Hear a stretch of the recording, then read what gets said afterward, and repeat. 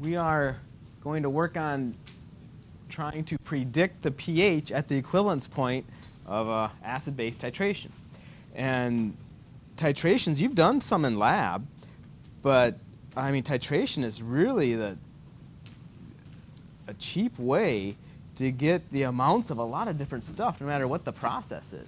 The Environmental Protection Agency, the EPA, they have titrations in a lot of their protocols, simply because it gives really good answers, right? And they're very accurate, and it's on the cheap.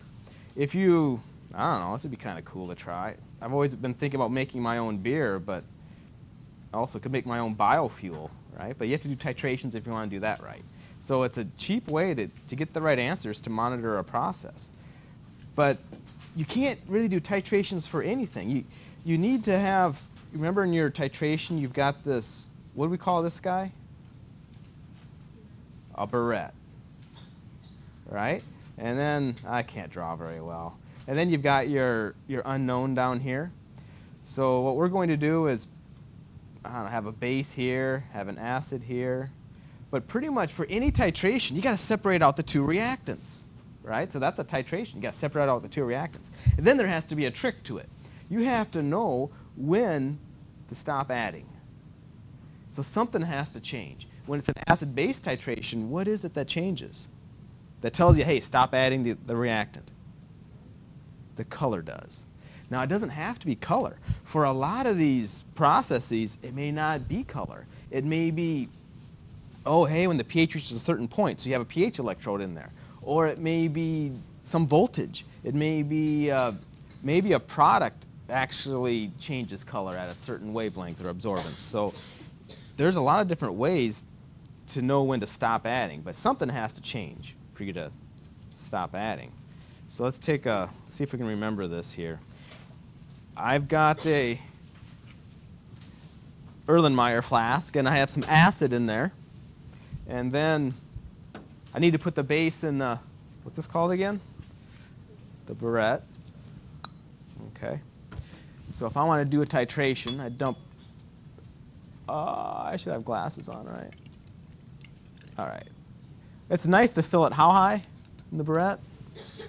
Up to the 0, because it's easier to read, but it's too much work, right? So for me, I just, make sure you write down the initial volume, though. That's important in a titration. Okay. I'm all ready to go, but I better put what in my acid solution first? What do we call this? The phenolphthalein, but in general it's called starts with an I, the indicator, right? How much do you put in there? 2 drops. Does it matter? Actually, if you want to get really, if you're analyzing, I don't know, something that's really important, like it's going to go in a court of law or something, the less you use, the better. Because this is an error. Because whatever your indicator has to react. So it's called indicator error. So the less you add, the better. Okay.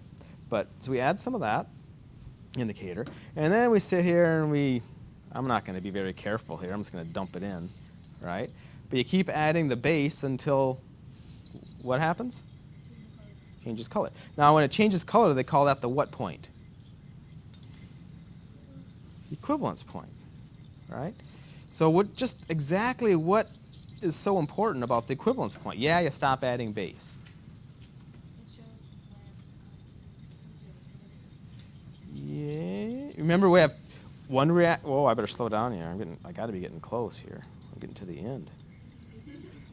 Shoot, maybe I dumped too much acid in there.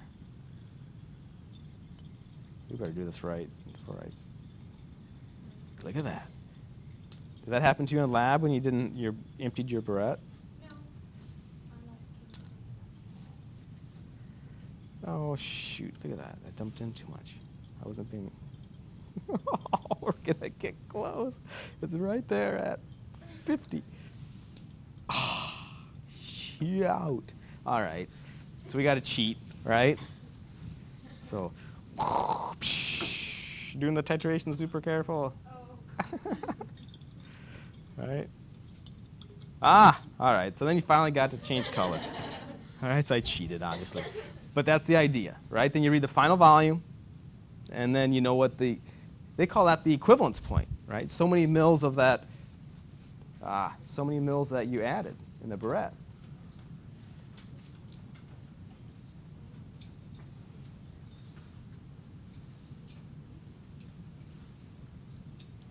And at the equivalence point, it changes color, but that really means what are the same?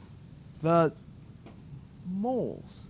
The moles of the reactant in the burette is exactly the same as the moles of the reactant in the Erlenmeyer flask. So in our case, since we're always doing acid-base, you could say the number of moles of the acid exactly equals the number of moles of the base, right? And the base doesn't have to be in the burette. The base could have, you could have been titrating the base. Okay, but that's the idea. What would happen if I add some water to this? Would I have messed everything up? Right? Like doing in the middle of this titration, I dumped some water in there. Would that have messed everything up? The answer is no. Because the only way to mess this up by screwing this up, adding some acid or some base, and I'm not accounting for it. So that means if I dump water in here, will the pink color go away? It better not. Otherwise, water's doing something, right? So, right? I can dump as much water as I want in here. The color just gets a little bit lighter. It's still a permanent color change. So water doesn't do anything. Okay, and it shouldn't. And then how do we know when the equivalence point is reached?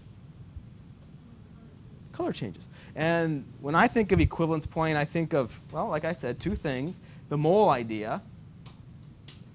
The moles of both the reactants are exactly the same, so that's why you don't want to add any extra. And when they say equivalence point, they also kind of refer to this milliliters. How many milliliters, what's the volume that you added? That's also referred to as the equivalence point.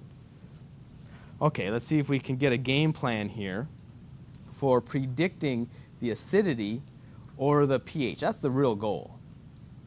But today we're just going to kind of predict, is it going to be acidic, or is it going to be basic, or is it going to be neutral when you're finally done with the titration.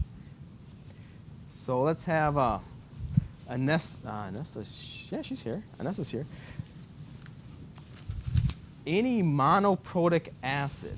So I don't know if you can see this table. Let me make it bigger for you. Pick any monoprotic acid.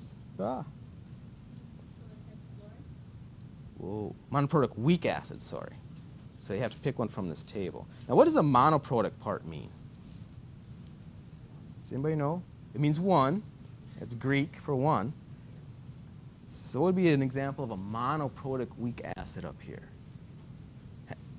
Hydrofluoric, right? 'Cause there's only one H on it.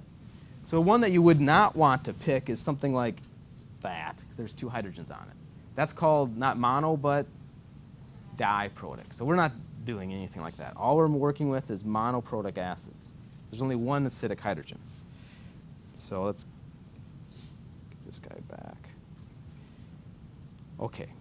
So she picked HF. Okay. Pick a strong base. Gabby, give me a name of a strong base. Anyway, so it's anything with OH, but it has to be which metals with OH. Na is one of them. Alkali metals, alkaline earth, right? Those group 1. So she could have named sodium, lithium, or potassium, or been a real smart aleck and said calcium or strontium, barium hydroxide. But I'm glad she said Na. Okay. Assume your weak acid is titrated with your base. So that means which is which? And what's where? Where's the NaOH? Daisy, it's in the, right? We're titrating. Your weak acid is titrated with our base. So where's the base? In the bottom? Right? If you're titrating with something, that has to be in the burette, right? Because you're titrating with it. And the substance you're titrating goes in here. Does that make sense? So the HF has to be in here, NaOH is in there. So when you're titrating with something, that's what goes in the burette. Titrate this with HCl. Well, then HCl is in the burette. Titrate this with NaOH. Well, then the NaOH is in the burette. Okay. Danny, let's see here. What conjugate base or acid is being produced as the titration occurs?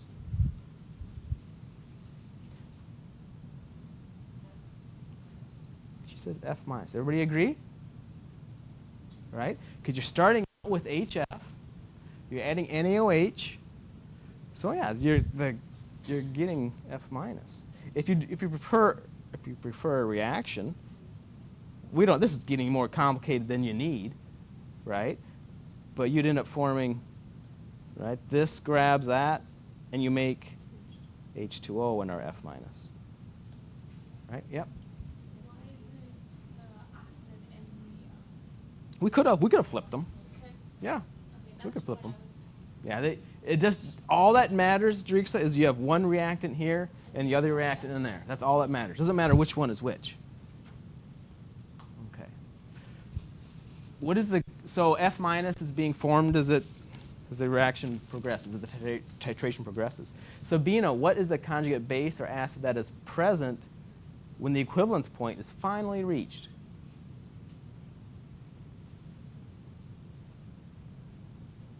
Right?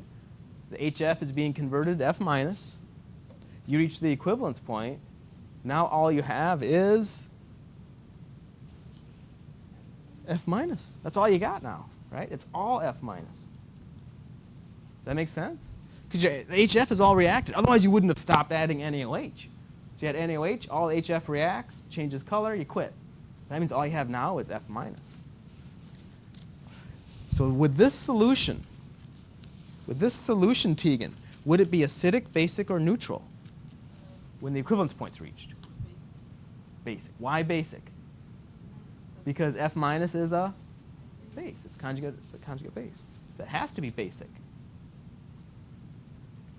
Okay. Write the chemical equilibrium or reaction, Alyssa, that determines the pH of the solution at the equivalence point. So these are always Ka or Kb reactions. So should we be writing a Ka or a Kb reaction for this?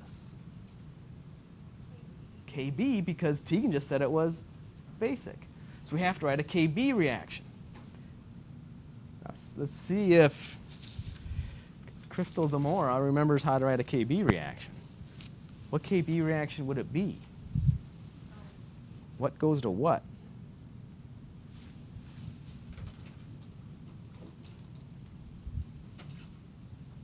How do you write Kb reactions? All right. Does anyone remember? Kb reaction. So we're not writing a Kb expression. We're writing a Kb reaction. Danny, how would you write it? The base plus water. It's the OH and the conjugate acid. Burn those into your head.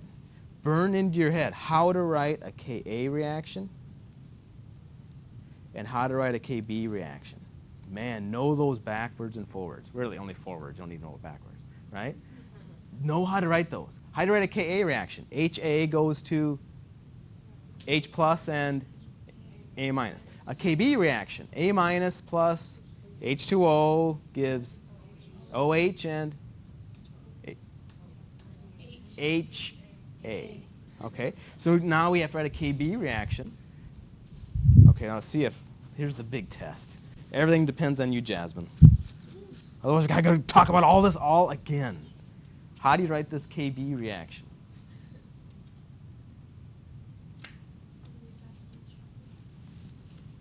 How would you write this Kb reaction? Oh, you got to do it all again. How do we write a Kb reaction? In general, the base plus the H2O, OH, and the conjugate acid. Okay. Now, Allison, it's all up to you. Where's Allison? Oh, it's only you're going way too fast here. F minus. plus H2O. OH Plus HF. plus HF. Perfect. Okay. Again, like I said, if you don't know how to write these Ka or Kb reactions, you're screwed on the homework. Literally, you can't even get started. So make sure you know how to write Ka and Kb reactions. Okay. And the reason why we wrote a Kb reaction is because all we have is F minus. All HF is gone. Predict the equivalence point if 55 mils of 0.15 molar solution of the acid is titrated with 0.12 molar NaOH. Okay, pretend this is, Erica, pretend this is a lab, okay? And I don't know, you really pissed me off for some reason, right? And I want you to be in lab forever, okay?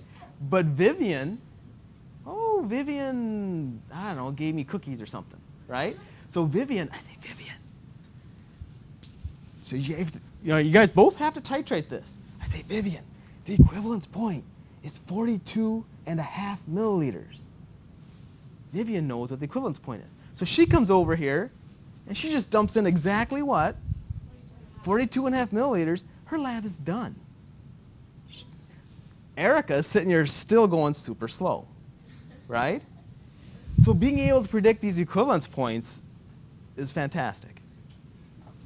How do you do it? But the point is, you better end up with milliliters of what? Because this is an equivalence point. You better end up with milliliters of what? Milliliters of? In this question. Because what's in the barrette? NaOHs. So you want to end up in milliliters of NaOH. Does that make sense? So first start with, to me, that's where it starts. You got to know what you're trying to calculate. You're trying to calculate the equivalence point. You're trying to calculate the mils that are in that barrette that you're going to add. Okay. So a couple ways to do this. But what I want to do is go back to our box method. You remember our box method? You had some units, and then you knew those units had to cancel. Then you went to the next set of units, and they had to cancel. And just one thing led to the other. So I think we should calculate these equivalence points that way. And if you remember, we use this box method a lot for how many grams are going to react, how many grams are going to be produced, or something like that. And we always started with the grams. We converted 1 grams to other grams. Same thing here. We're going to convert 1 mils to another mils. So we're going to start with this 55 mils of 0.15 molar HF. We're going to do our dimensional analysis, is what it's really called, and convert that quantity into mils of NaOH. Yeah, we'll go to moles. We have to go some several steps. But there's going to be several steps. And the units will tell you, though. So let's just start. If you want to get mils, I suggest starting with mils. Then we do our box. All right? And I don't want to put in any numbers in yet. Let's just show you that the units tell you what to do. So the first one would be milliliters to liters. That'll be the first one. Okay, now can you recognize what the next one's going to be? Yeah, it's going to be liters down here, and then you're going to have some moles. And it's going to be the moles of that acid, that HF, right? Because this is mils of that HF. So this is going to be the moles of the HF. And then you're going to do what? Mole bridge. Man, Drixa, you're on today. Mole bridge. And maybe can you see if anyone recognizes this? What is this mole bridge ratio always going to be? Uno to uno. Why? This is what type of acid? What's the technical word for the type of acid we're always titrating? Monoprotic. There's always one acidic hydrogen, so it's always going to be 1 to 1. Okay? Then the next step would be what, probably? To go back into liters of that stuff. So you'll have a mole down here. I should give myself more space here. I'm not going to have the room. And then we want to end up in milliliters, so all right, now let's put in the numbers. So 55 mils, the 1,000 goes on the top or the bottom? Bottom. Okay. How about this first ratio here? Daisy, what would this first ratio be? Well, sorry, the second one. The first one was at 1 to 1,000. We don't really put in the ones, right? So I'm leaving those out. 1 liter, 1,000 mils. Daisy, what goes here now? The 0.15. Now the 0.15 goes on the top or the bottom? The top. Because it's always 0.15 moles per liter, right? The number always goes with the moles. And what I think you should do is you shouldn't just write that. You should also write HF. Because otherwise things really kind of get confusing to me. So the moles of what? Well, write down what the moles of it is. The next ratio. Jarixa, what would be the next ratio? 0.15 on the bottom of HF. Oh, you just said the ratio is always what? Oh, 1. Sorry. 1 mole of HF for every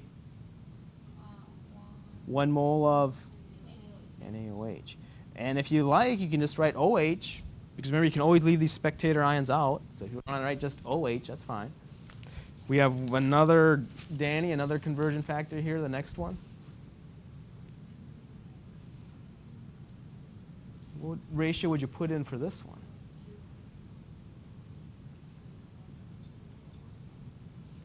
What did you say? I couldn't hear. 0.21. Okay, but where does it go? On the bottom. 0.21 moles. In how many liters? 1. All right, and then the 1,000 part. So, and I really like this because it's really hard to screw up on the calculation. Everything on top you multiply. Everything on bottom you divide. So it's, once you get this done, it's kind of hard to screw up the rest of it. 55 divide by 1,000 times 0.15 divide by 0.21 times 1,000. Right, around 39.3. There it is. That is our equivalence point. So if you're in lab, calculate it first, and you can just fly through this. You don't need to spend all this time. Okay. Let's check out. I don't think we're going to have time to go to the boards today because there's so much writing on this. 100 mils, and this is a new calculation. We'd go to the boards if all we were going to do is equivalence point calculations, but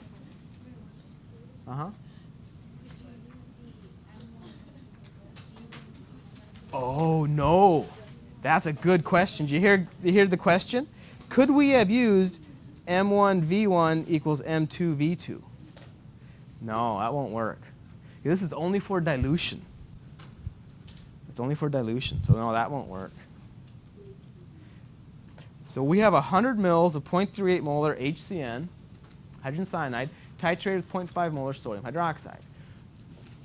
What conjugate base or acid, Diana, is formed at the equivalence point?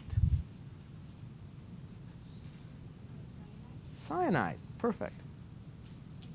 And they want to know what is its concentration. So bracket cyanide equals question mark, right? Big M.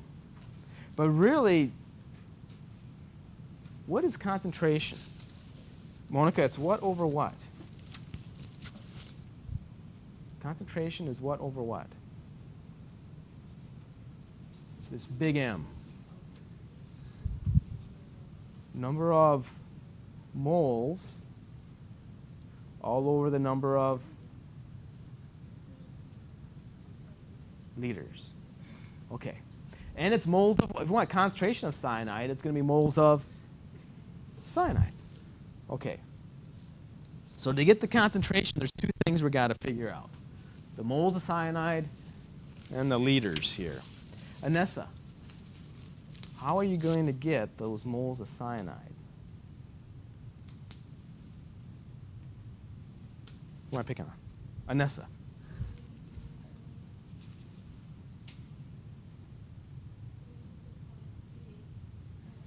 Mm-hmm.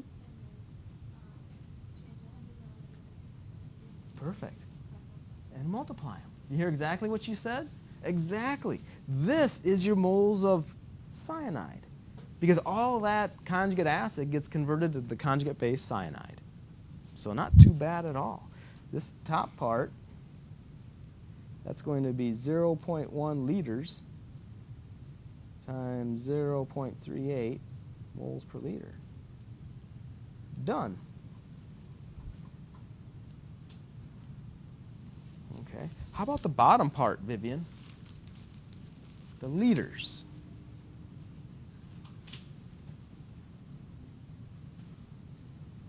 How about the bottom part?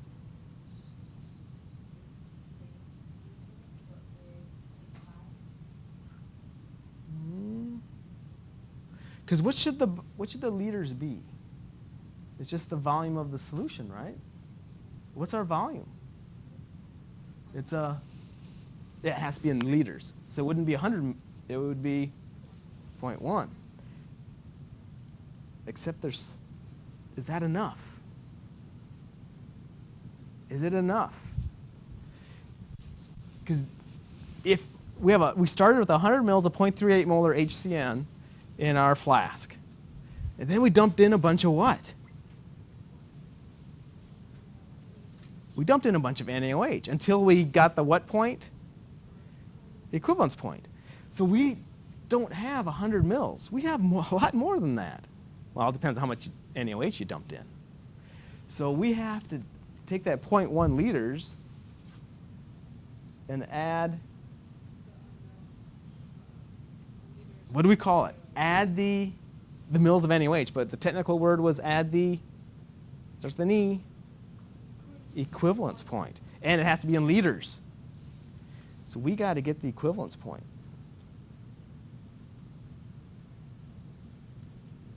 And then we'll get our concentration of our cyanide. Okay, so remember the trick. Start with a volume, get a volume. So we'll start with the 100 milliliters. Convert all the way to your liters of your NaOH. And put that number right in there. Try it. Right? Get that equivalence point, but don't go to milliliters. Stop at liters. So start with 100 mils of 0.38 molar hydrogen cyanide. Convert to liters of NaOH. So try it. If you're not sure how to do this, just ask.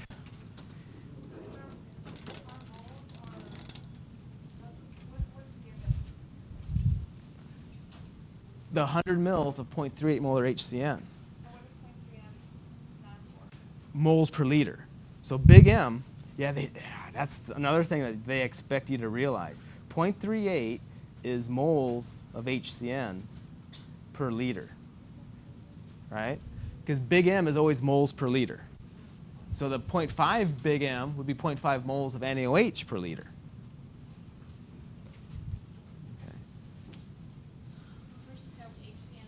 Yeah, you have to start with because the 100 mils is the HCN. The 100 mils isn't the NaOH, so you got to start with the HCN.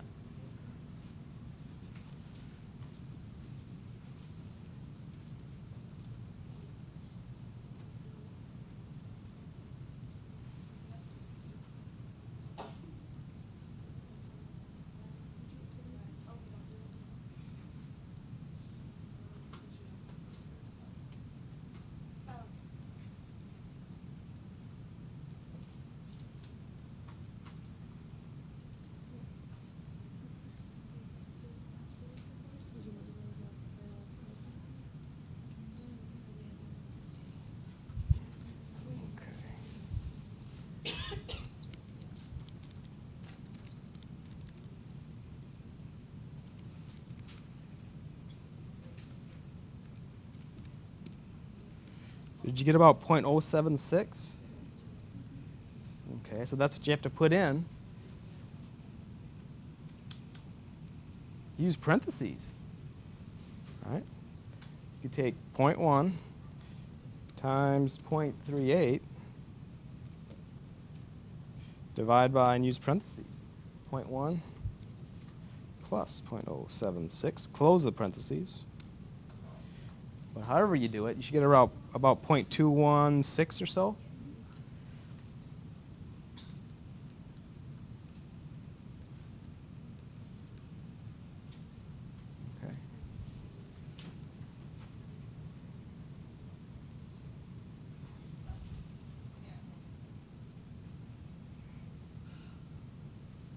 If you got it, go ahead and write the chemical equilibrium occurring at the equivalence point that controls the pH. All right? We're controlling the pH, so it's always a Ka or a Kb reaction. You just got to figure out what compound is present at the equivalence point. If it's a base, write a Kb. If it's an acid, write a Ka.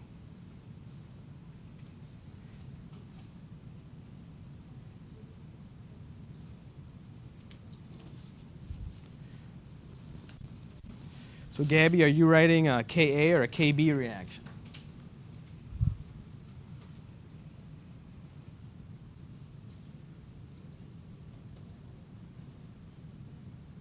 Which one should we write? Kb, because cyanide is a conjugate base. So you should be writing a Kb reaction for cyanide.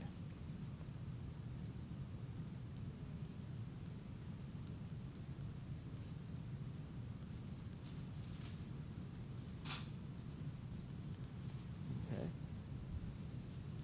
Conjugate base plus water gives the conjugate acid plus hydroxide. And then, Sabina, we got to figure out the Ka or Kb. So how do you get Kb again? Because this is a Kb reaction. It's being Kb. They want the number. How do you get these numbers? Yes. Did you hear? You got to use the table to look it up. So I know the Kw part, that's 1 times 10 to the negative 14. The Ka, I have no idea. Cyanide, HCN. It should be in this table. All right. 4.9 to 10 negative what? Oh, you were telling us I didn't want to quit. Oh, no, she thinks. 10 to negative 10, right? 4.9 times 10 to negative 10 is HCN. Okay.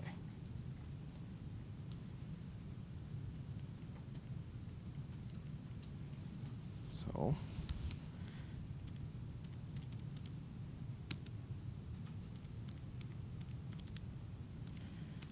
okay, I got around 2 times 10 to the negative 5. And then there's an extra question, bonus points. Danielle, will this solution be acidic, neutral, or basic at the equivalence point?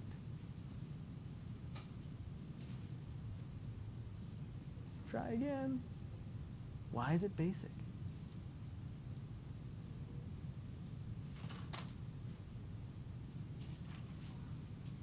Because all you have at the equivalence point is a conjugate base. All you have is cyanide. So you can kind of think of it several ways. We wrote a Kb reaction, so that's basic, right? Or, I don't know if you realize this, but this always works for titrations. If you add a base, you get a base. If you add an acid, you get an acid. So that's just kind of how it works out. Okay. So try this one. See if you can get this one started, maybe even finish it.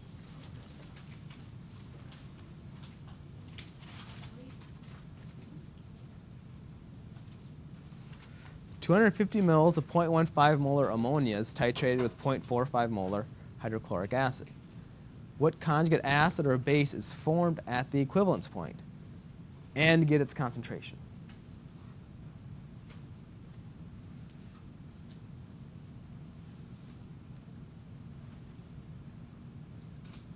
Now, if you're not sure if that NH3 is acting like an acid or a base, don't even look at it.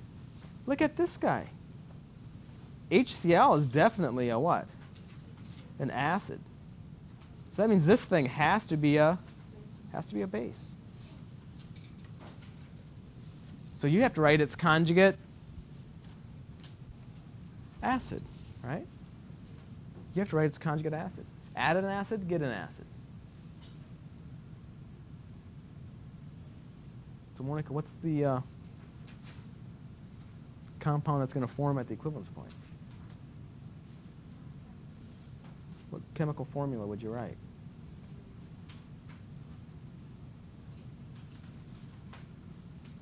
Yeah, I'll be writing a Ka reaction. What's the compound, though?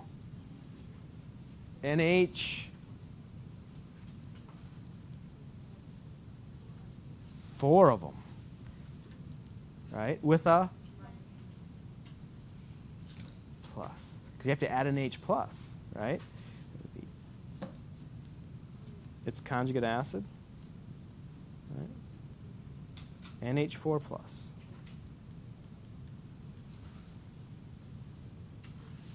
And then see if you can get its concentration.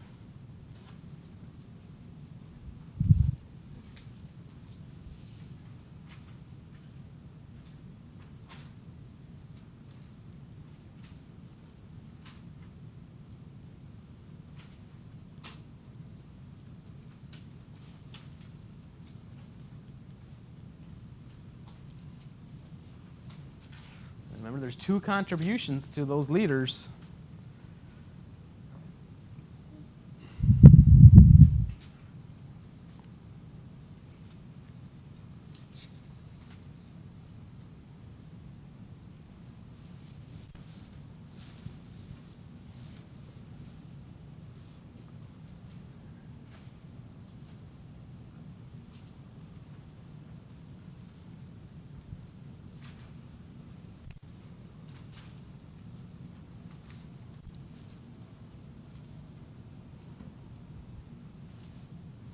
Not sure how to do this, just ask.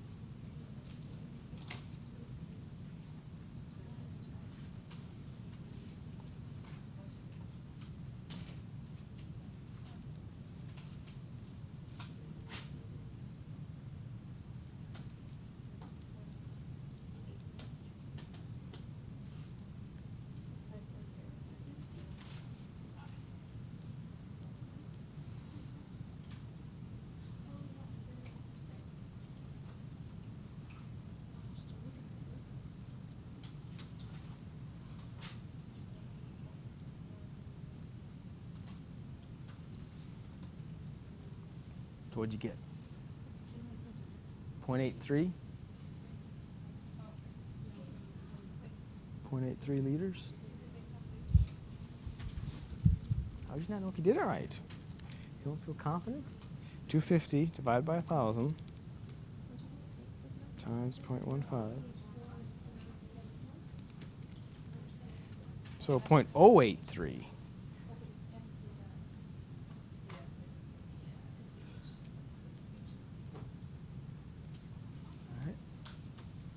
You get 0.083 for your equivalence point. Has to be liters.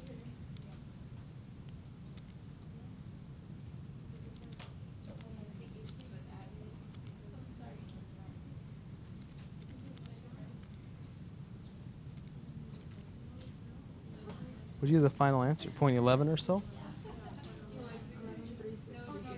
Yeah, something like that.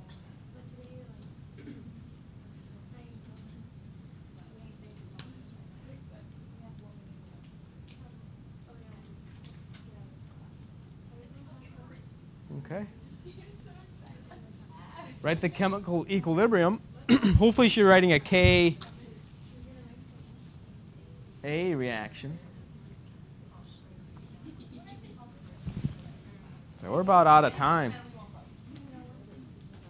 right? So here you'd write that NH4 plus goes to NH3 and H plus, right? That's our Ka reaction. Then down here, I think what you have to do is you have to find Kb in the table because it's NH3. You have to look it up. Oh, really? And then your Ka, you have to calculate it.